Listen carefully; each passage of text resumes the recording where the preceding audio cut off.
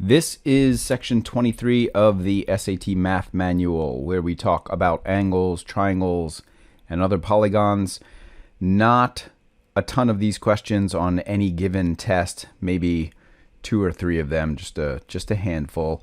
We are not going to go into too much depth here because of that, and also because for the vast majority of sophomores, juniors, and seniors, all of this stuff is just review. This was all covered in your geometry class. You should already be fairly familiar with this stuff. Let's get busy with section 23.1 angles. We're going to run through some basic facts of angles that are formed by intersecting lines or segments or rays. Just a bunch of fill in the blanks here. I might pause the video here and try to fill in as many of these blanks as possible on your own, and then come back and join us when you have exhausted your knowledge. In number 1 here, we've got figure 1.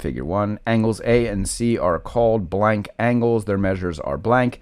A and C are known as vertical angles, and their measures are, we're going to write congruent, and everyone should know that congruent means exactly the same thing as equal. So vertical angles, A and C, by the way, angles B and D are also vertical angles and are equal to each other as well. Vertical angles are always congruent. Figure 1, angles A and B, so angles A and B, they make up a straight angle. If you put 180 degrees there, that actually should have gone there. The sum of their measures is 180 degrees, and angles with this sum are called supplementary angles. In figure 1, the sum of the measures of angles A, B, C, and D. So that means we're going all the way around this point, from A to B to C and D, all the way around. And angles around the point, of course, form what we normally know as a circle, kind of. So we are talking about 360 degrees around a point. Angles that are side by side, such as angles X and Y in figure 2. So if we take a look at X and Y here side by side, they are called adjacent angles. On to number 5, in figure 2, the square-like symbols between lines P and Q means that the lines meet. So we're talking about this little symbol here. That little square-like symbol means that those two lines meet at an angle that measures 90 degrees, and the lines are, we call those lines perpendicular. Number 6 here, in figure 2, the sum of the measures of angles Y and Z is, well, Y and Z, let me get rid of some of this writing here. Y and Z would make up the remaining angles in this straight line Q, right? We're going all the way around here through this right angle, through Z, through Y. So if the right angle makes up 90 degrees and we have to make up a total of 180, then Y and Z must make up the remaining 90 degrees. Y and Z make up an angle that is adjacent to another right angle along a straight line, and therefore, of course, Y and Z must be another 90-degree angle. Angles with this sum of 90 degrees, those are called complementary. So adding up to 180 degrees, supplementary, adding up to 90 degrees, complementary.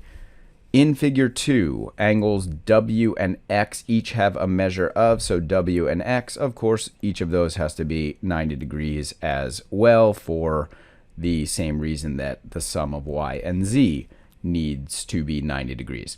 In number 8, we have figure 3. Using the labeled points, the marked angle can be referred to as. So we've got this marked angle here, and there are many ways to name angles. There are many ways that College Board will refer to angles. One of the ways that they can do it is with 3 points, where the middle point, so if you're ordering the 3 points, if you write something like R, S, T, the middle point itself is the actual vertex of the angle. So we could call that marked angle, angle RST. In number 9, an angle with a measure, we don't need the figures for this one. Angle with a measure less than 90 degrees, of course, is acute. angle with a measure equal to 90 degrees, we call those right angles, and an angle with a measure greater than 90 degrees, we call those obtuse. So again, most of that should have been review. Maybe there's one or two tricky ones there, but almost everybody should be very familiar with all of those terms and what they refer to, what they mean. Let's do a few examples so that we make sure we have all of this information down. Again, this is one of those places you almost certainly want to pause the video and try these on your own and then come back and make sure you understand anything that you missed or anything that you were confused on. So we've got a bunch of lines intersecting here where all of this stuff is described here, but we can see what's going on here.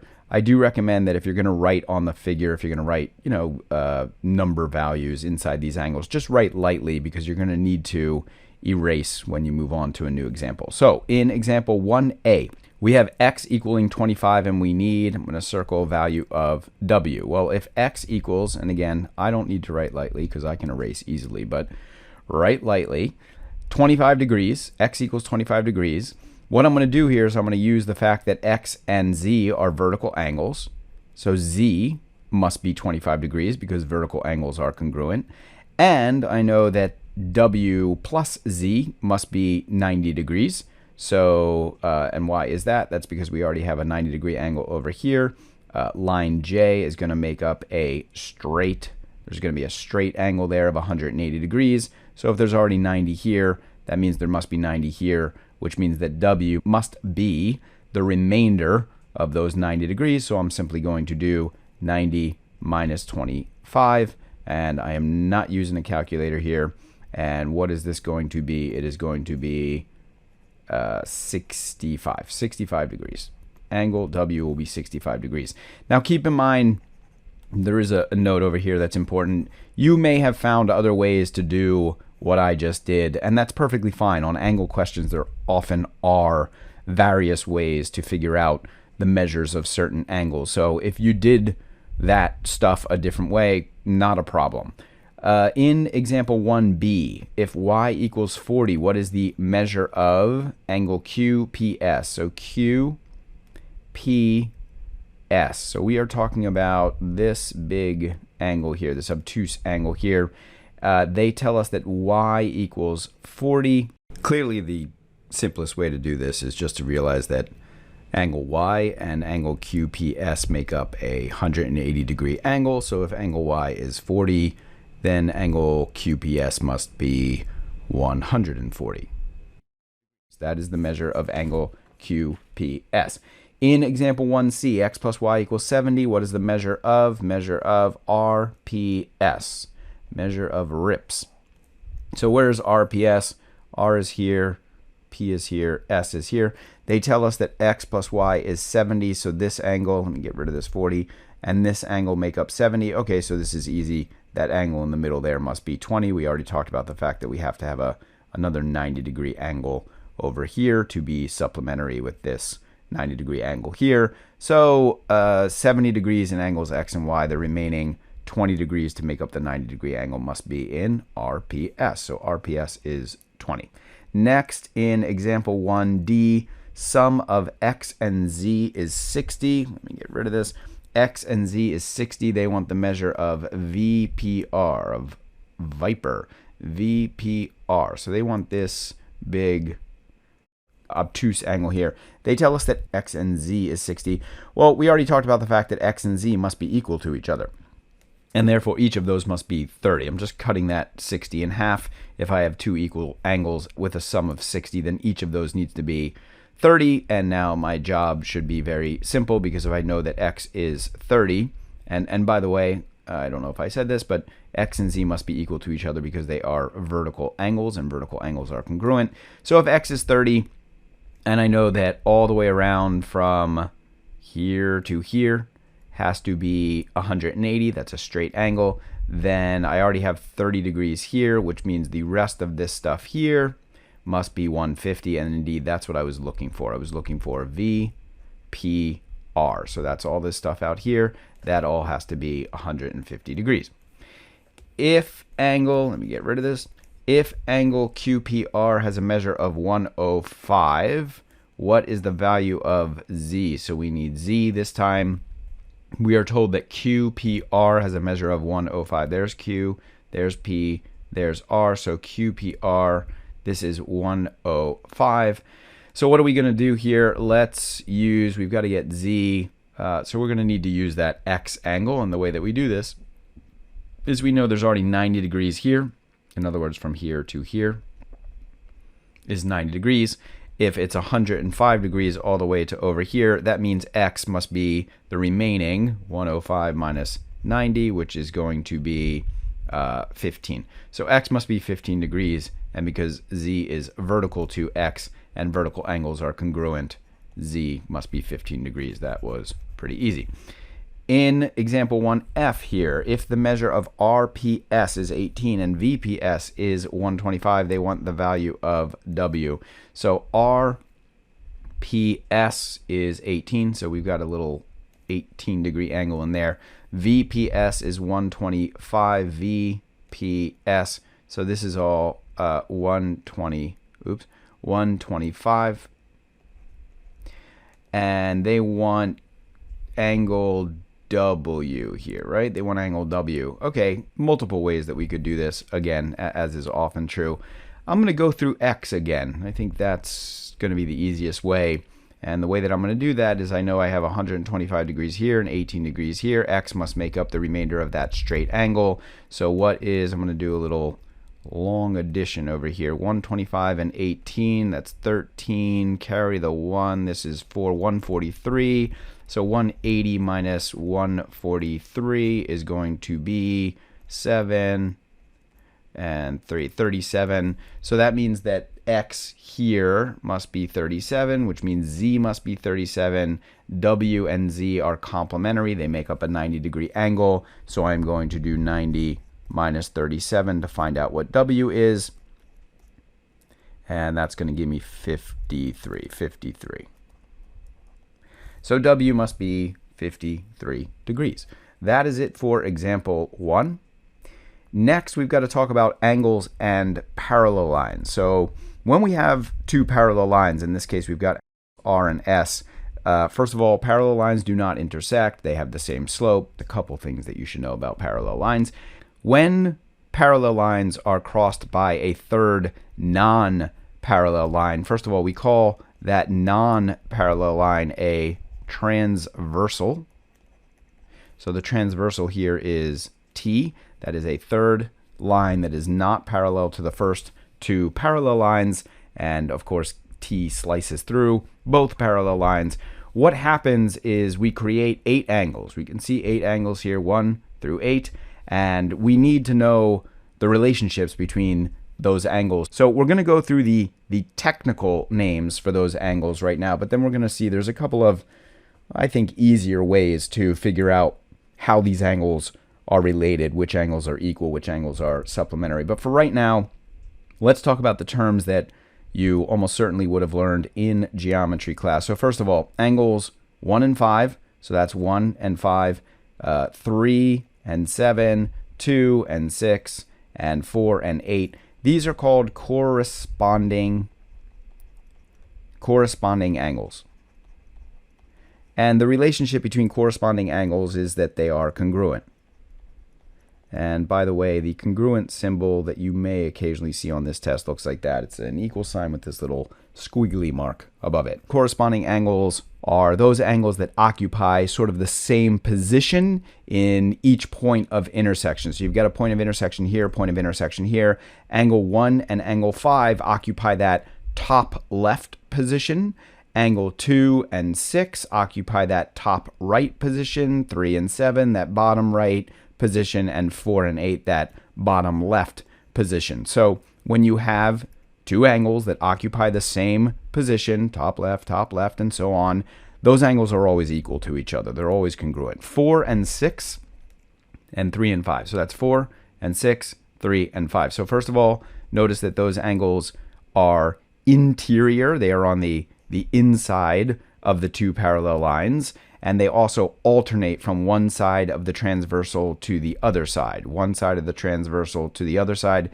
Those are known as alternate interior and I'll just put the angle symbol here. Alternate interior angles. Again, they are on the inside, they are on the interior of the parallel lines, and they are on alternate or opposite sides of the transversal. Alternate interior angles are also congruent. Angles 1 and 7 and 2 and 8, 1 and 7 and 2 and 8, those are going to be alternate exterior. And alternate exterior angles, once again, are, I'm not going to write congruent this time, I'll just write the congruent symbol. They are congruent to each other.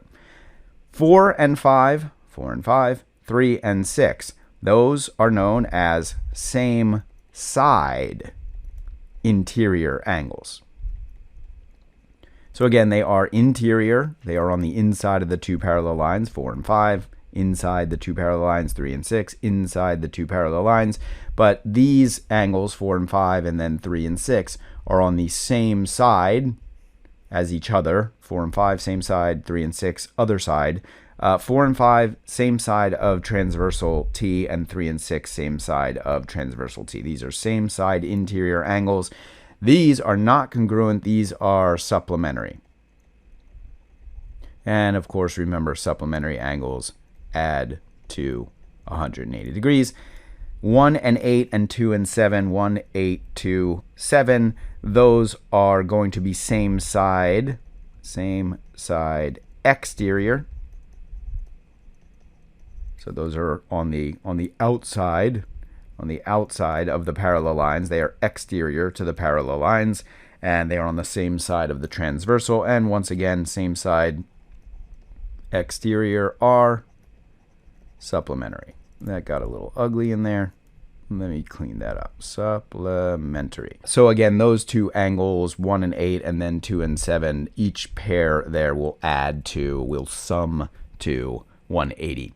So that's the traditional approach to parallel lines crossed by a transversal. We're going to move on and talk about some, again, I think, easier ways to remember these relationships or to recognize these relationships. So let's talk about the big and small approach, the big small approach to parallel lines. So once again, what we have here, we have parallel lines R and S. We have transversal T coming in and crossing both of those parallel lines. And what we're going to do is we're going to label all of the small or acute angles S, and then we're going to label all the big or obtuse angles B. So I've got a small here, so I'll put an S, another small there, another small there, another small there. And then, of course, angles 2 and 4 are obtuse. I'm going to put BB for big, big, and big, big. So I've now labeled all of my small angles and all of my big angles. Now keep in mind, there is that very specific case where you can't really see big and small angles because your transversal is perpendicular to both parallel lines, in which case all of your frickin' angles are 90 and there's not really much work to do there. But again, we're talking about the situation where the transversal is not perpendicular to the parallel lines, and therefore we've got 4 small angles, 1, 3, 5, 7, shaded in gray there, and 4 big angles, 4 obtuse angles, 2, 4, 6, 8. Who do we appreciate? Big angles. And what we're going to write now, all small angles or acute angles, all small or acute angles are congruent to each other. Congruent. All big angles are congruent to each other. And any pair of one S and one B, when we add them up, their sum is going to be 180. They are indeed supplementary. So again, if you are using the big and small approach, if you see a big angle and then another big angle, those angles are equal. If you see a big angle and then a small angle, those angles would add up to 180. And that is true of all those S's, all those B's, and any pair of one S and one B. One more approach is the zigzag approach. Now, I do understand, and we mentioned this at the bottom of the page here, I do understand that having multiple approaches can sometimes be confusing because you're not going to be sure about which approach to take. We are giving you multiple approaches so that you have as much flexibility on these questions as possible. And as I mentioned earlier, there are usually multiple ways to figure out what certain angles measures are, or how the measures of certain angles are related, and having multiple approaches will allow you to find the most efficient and easiest method, or use the most efficient and easiest method. So the zigzag or Z approach. So what we're going to do here, it's all described right here. We're going to create a bolded Z or zigzag composed of 1/2 of one parallel line. So you can see that we have bolded 1/2 of parallel line R, the segment of T between the parallel lines. So what I'm going to do is I'm going to bold the segment of T that is interior to the parallel lines, and then we're going to bold the half of the other parallel line, line S, that is opposite, on the opposite side of the transversal, as the bolded half of line R. So of course I've formed a backwards Z here. Z's normally go like that. All I've done here is formed a backwards Z. And what we are going to do now is we're going to mark the angles inside the crooks or the bends of the Z. These two angles here. These two angles here, these two angles here. And what we need to know is that those marked angles are alternate interior angles, and therefore they are equal. And from that relationship, we generally can determine what all the other angles are. For instance, we would know that 7 because it's vertical to 5, and 1 because it's vertical to 3. 1, 3, 5, 7, those all must be equal. And then of course the other angles are going to be the obtuse angles that will be supplementary to the 4 small angles, 1, 3, 5, 7. Over here we can draw sort of a stretched out Z in the same manner. I'm going to bold the portion of the transversal interior to the 2 parallel lines, and then I'm going to bold the portion of line S that is on the opposite side of the transversal. And again, I'm going to mark the angles in the bends of the Z, angles 4 and 6. Those 2 angles are equal to each other. They, in this case, happen to be the obtuse angles that are formed by these intersections, but angles 4 and angle 6 would be equal to each other, and like I said, we could figure out some of the other relationships from there. Let's do an example. And on this example, again, I would recommend pausing the video, but I would also recommend that you try to do some of these questions in multiple ways. Don't just use one way. See if you can figure out how to use, both the zigzag approach and the big small approach, or the big small approach and the traditional approach, or whatever it might be. Again, I would write lightly here. In example 2a, we have x equaling 35, and we need the value of r. So x is 35. Then we need the value of r. I'm going to use first the big small approach. By the way, it would have been wise of me to read this question. They actually do not tell us, just be careful, they do not tell us specifically that line M is parallel to the other lines. They just say that J, K, and L. In fact, I'll sort of shorthand this over here. J is parallel to K is parallel to L, but they don't necessarily tell us if M is parallel to the other 3. So I'm going to use the big small approach. To me, that's easiest here. They tell me that x is 35, x is one of the small angles, r is also one of the small angles, which means that r equals 35. How else could we do this? Again, multiple ways. We could do it with the zigzag approach. Here's a zigzag. That means that angle Z and angle P are equal.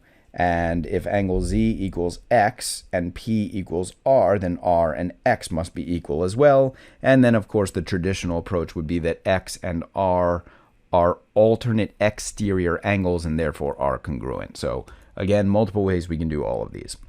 Example 2b, we have got y equaling 115. We need the value of t. So y equals 115. Let me write that down. And we need the value of t. T is down here. Again, I think big small approach is probably easiest here. Y is a big angle, it's an obtuse angle. T is a acute angle, it's a small angle. So we know that t is going to be 180 minus 115 because any big and any small must sum to 180, and 180 minus 15 is going to be 65. So t must be 65. How else could we do this? Again, those would be what? Those are same side interior angles. That's the traditional approach. Zigzag approach, the zigzag approach would work here. You can do this Z. You know that T and Z would be equal to each other because T and Z are the alternate interior angles in the bends of the Z. And since T and Z are equal to each other, I could sort of replace that Z with a T, and I would know that T plus Y would have to be 180 degrees because they make up the angles in a straight line. So again, multiple ways of doing these. C, example 2C, what do we got here? We have got P equals 70. What is the sum of Z and V? So P is 70. It's this angle here. And we need the sum of Z and V. Z is up here. V is down here. So what's going on here? I think big small approach is, again, the easiest here. Definitely should be sensing a pattern. Big small tends to be a very simple approach. P is a small angle, Z is a small angle, V is a small angle. They are all equal to each other, which means that both Z and V must be 70 as well, same as P, and we get 140. Definitely the easiest way to go there. We need the sum of T and W in example 2D here. Sum of T and W. Let's take a look at what we've got there. T is here, W is here. I'm going to do it again. Big small approach. It's the easiest way. T is a small angle. W is a big angle, and therefore T plus W has to equal 180 degrees. You could also do that with, you could do it with zigzag, although big small approach is definitely the easiest there.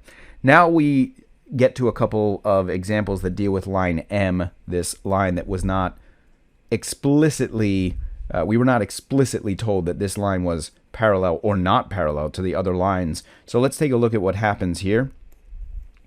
Line M would be parallel to line K if the sum of A and P, sum of A and P equal to what value? So M would be parallel if to line K if the sum of A and P. Okay, so let's look at this. So A and P. All right, so remember that we would know that two lines are parallel if, big small approach here, if any small angle plus any big angle equals 180. Well, P is a small angle, A looks like a big angle. If P plus A plus B were 180, we would know that K and M were parallel to each other. So that's the answer here. If A and P were equal to 180, if one big, one small added to 180 degrees, we would have parallel lines. In example 2F, if C equals X and lines M and J are parallel, what must be the value of X? Okay, so they're telling us that C and X are equal to each other, and they are telling us that M and J are parallel to each other. Okay, so we actually hinted at this earlier. We know that if a small angle and a big angle are equal, they are telling us that M and J are parallel, so we would also know that any big plus any small, any big plus any small would equal 180. We would know that X plus C would have to equal 180, and X and C are equal to each other, which means I could just do something like this, just some substitution there. I know that if X equals C, I could replace this C with this X. So that is X plus X equals 180. That is 2X equals 180. Dividing both sides by 2, dividing both sides by 2, I get X equals 90. So that's the trick here. The trick here is that if we know that a big angle and a small angle are equal to each other, we would know that those angles must be right angles. There's no other way for a big and a small angle in a pair of parallel lines cut by a transversal. There's no other way for those angles to be equal unless they each equal 90 degrees and therefore add to that 180 degrees. That is it for our discussion of angles and angles formed by parallel lines and transversals. Again, hopefully most of that stuff was review for you, but obviously make sure you review it, make sure you know the various approaches for parallel lines, and you should be good on the vast majority of these questions.